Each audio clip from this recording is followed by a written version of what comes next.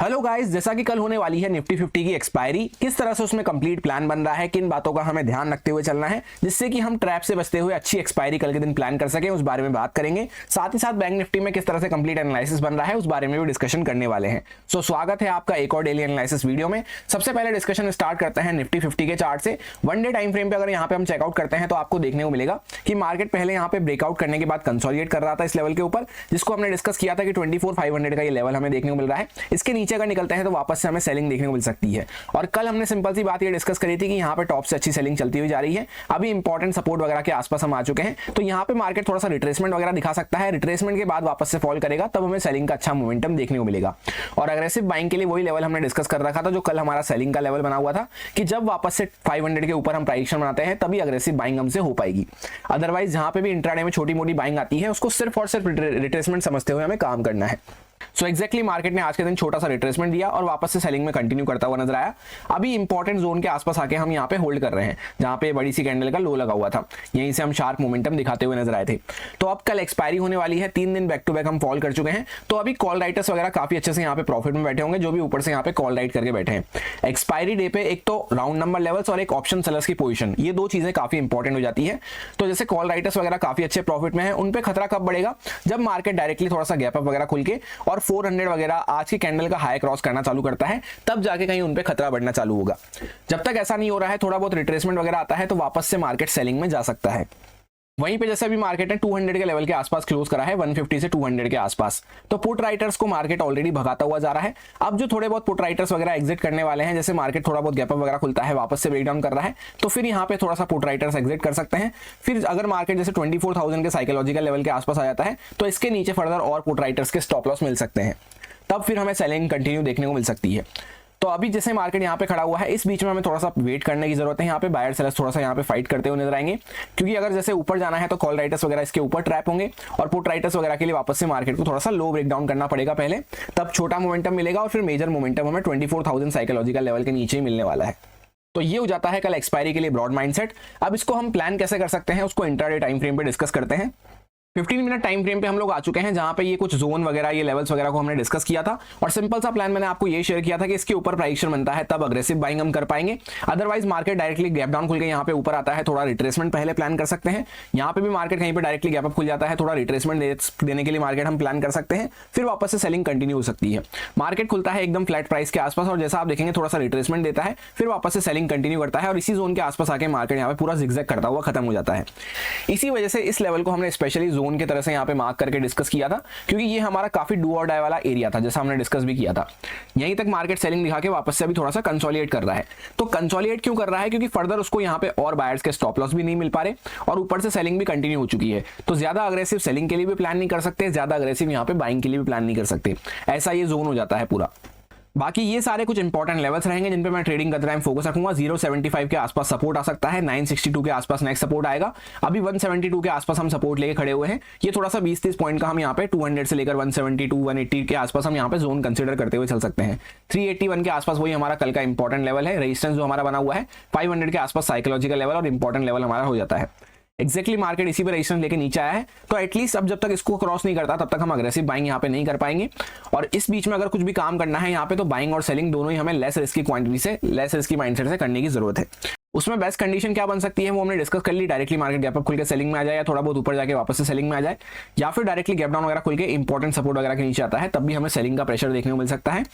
और जैसा कि एक्सपायरी का दिन होने वाला है, तो बाइंग के लिए हमें अच्छे move as an option buyer perspective से कब मिल पाएंगे? सबसे पहले तो मार्केट कॉल राइटर्स को जब ट्रैप करना चालू करता है, वो कब करेगा? जैसा आप देखेंगे यहाँ पे प्राइजेक्शन में किसी भी इंपॉर्टेंट हाई को अभी हम क्रॉस नहीं कर रहे, जब से गिर रहे हैं कंटिन्यू इस तरह से प्राइजेक्शन आपको सेल ऑन राइज का प्राइजेक्शन आपको देखने को मिल रहा होगा, बार बार लोअर हाइज लोअर लोस का, जहां पे बार बार मार्केट हल्का सा ऊपर जाता है, रिट्रेसमेंट वगैरह देता है और कंटिन्यू सेलिंग में आ जाता है।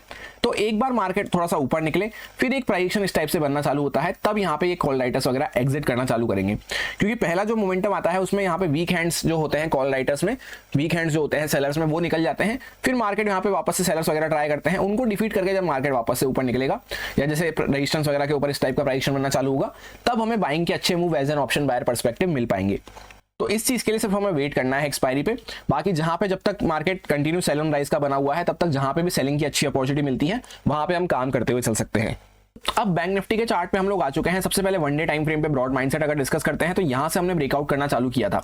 ब्रेकआउट करने के बाद इसी लेवल के आसपास से सपोर्ट लेके हम ऊपर गए थे। तो एक बार जब मार्केट ऑलरेडी इसको रीटेस्ट करके जा चुका है तो वापस से ये वीक हो जाता है। आज के दिन मार्केट इसके भी नीचे आता हुआ नजर आया।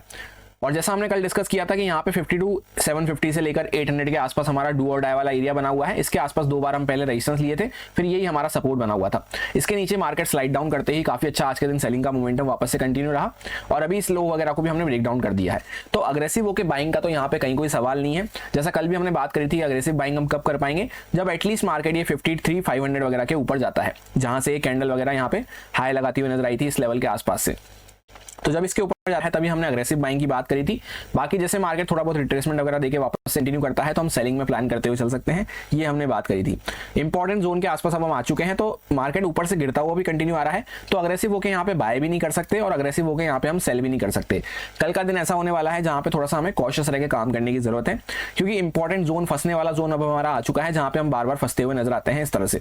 तो यहाँ पे मार्केट आपको थोड़ा सा zigzag वोलेटिलिटी शो कर सकता है। तो ये तो हो जाता है हमारा ब्रॉड माइंडसेट। अब इसको इंट्राडे में बेस्ट कंडीशन के साथ कैसे प्लान कर सकते हैं उसको 15 मिनट टाइम फ्रेम पे डिस्कस करते हैं। अब जैसा आप देखेंगे कंटिन्यू फॉल होता हुआ जा रहा है, तो जब भी मार्केट कंटिन्यू एक साइड पे गिरता हुआ जा रहा हो तो ये बात समझ जाना कि अब मार्केट बहुत ही पास है। 2-3 दिन जब एक बार फॉल कर चुका है, कंटिन्यू 1 पॉइंट्स जा चुके हैं, तो यहाँ पे अब मार्केट बहुत ही पास है। या तो मार्केट कल के दिन वोलेटिलिटी हमें शो कर सकता है या फिर थोड़ा सा रिट्रेसमेंट वगैरह भी मार्केट दे सकता है। तो उसमें हम प्लान कैसे कर सकते हैं, अभी आप देखेंगे प्रीवियस कोई भी हाई अपना मार्केट क्रॉस नहीं कर रहा। एक बार मार्केट ऊपर निकलता है, एक प्राइजेक्शन बनता है इस तरह से, जैसे मैंने आपको निफ्टी 50 में कहा, तब हम वहां पे बाइंग में अच्छा रिट्रेसमेंट, एक थोड़ा सा साइजेबल रिट्रेसमेंट प्लान करते हुए चल सकते हैं। स्ट्रेंथ वगैरह का साइन तो अभी फिलहाल दूर आएगा, पर साइजेबल रिट्रेसमेंट के लिए हम वहां पे प्लान कर सकते हैं, जिसमें इंट्राडे में हमें बाइंग की अच्छी अपॉर्चुनिटी बन सकती है। वहीं पे अगर सेलिंग करनी है तो कैसे हम कर पाएंगे कि डायरेक्टली मार्केट गैप अप वगैरह खुले और इमीडिएटली थोड़ा बहुत ऊपर जाके वापस से ब्रेकडाउन कर दे या नीचे आना चालू करे, तब हम सेलिंग में छोटी क्वांटिटी प्लान कर सकते हैं। या फिर डायरेक्टली मार्केट जैसा आप देखेंगे 52,000 साइकोलॉजिकल लेवल के आसपास यहाँ पे सपोर्ट लेके खड़ा हुआ है, तो जब वापस से मार्केट इसके नीचे ब्रेकडाउन करता है तब हम एक सेलिंग का मोमेंटम प्लान करते हुए चल सकते हैं, जिसमें अब क्वांटिटी थोड़ा सा कम करके टारगेट कम करने का टाइम आ चुका है, क्योंकि 2 दिन मार्केट ने अच्छा फॉल कर लिया है। तो बाइंग का हमारा प्लान क्लियर है, हमें चाहिए इस टाइप का प्राइजेक्शन, और सेलिंग का हमारा प्लान क्लियर है कि मार्केट थोड़ा गैप अप खुल के या डायरेक्टली 53,000 के नीचे जाना चालू करता है, तब हम छोटी क्वांटिटी से सेलिंग और छोटे टारगेट के लिए सेलिंग प्लान करते हुए चल सकते हैं। 2 दिन जब अच्छा मोमेंटम हो जाता है तो उसके बाद जब ज्यादा हमें ओवर कॉम्प्लिकेट नहीं करना होता, अपने प्लान को, एनालिसिस को सिंपल रखना होता है, और जो 2 दिन हमने प्रॉफिट करा है उसको बचाते हुए काम करना अब जरूरी हो जाता है। ये सारे कुछ इंपॉर्टेंट लेवल्स रहेंगे जिन पे मैं ट्रेडिंग करते टाइम फोकस रखूंगा। 846 के आसपास इंपॉर्टेंट रेजिस्टेंस हमारा हो सकता है, यहीं पे हम कल के दिन सपोर्ट ले रहे थे, कंजेशन फेस कर रहे थे। आज के दिन मार्केट ने इसी पे रेजिस्टेंस लेके कंटिन्यू फॉल करना चालू किया है। 550 के आसपास इंपॉर्टेंट रेजिस्टेंस है, यहाँ पे मार्केट ने एक रिट्रेसमेंट लिया था, उसके बाद कंटिन्यू करा है, और पहले का भी हमारा इंपॉर्टेंट लेवल बना हुआ है। यहाँ पे 52,000 का एग्जैक्टली साइकोलॉजिकल लेवल है, इसके आसपास से हम सपोर्ट लेके अभी खड़े हुए हैं।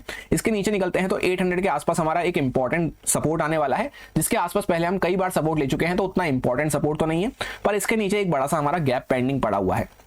बीच में यहाँ पे 500 का साइकोलॉजिकल लेवल आएगा, ये पूरा हमारा यहाँ से यहाँ तक का एक बड़ा सा गैप पड़ा हुआ है 187 के आसपास, जो फुलफिल होता हुआ नजर आएगा। यही मेरा सिंपल सा एनालिसिस बन रहा था दोनों इंडेक्सेस में, जो आपके साथ प्योरली एजुकेशन एक्सपीरियंस पर्पस से शेयर किया गया है, सारे लॉजिक्स और रीजंस को एक्सप्लेन करते हुए काफी डिटेल में। अब अगर आपको अच्छा लगता है, समझ में आया है, तो आप इसको यूज में ले सकते हैं अपने रिस्क पे, अपने प्रॉपर रिस्क मैनेजमेंट को फॉलो करते हुए, अच्छे से स्टॉप लॉसेस वगैरह को फॉलो करते हुए। Happy Nifty 50 expiry, thank you.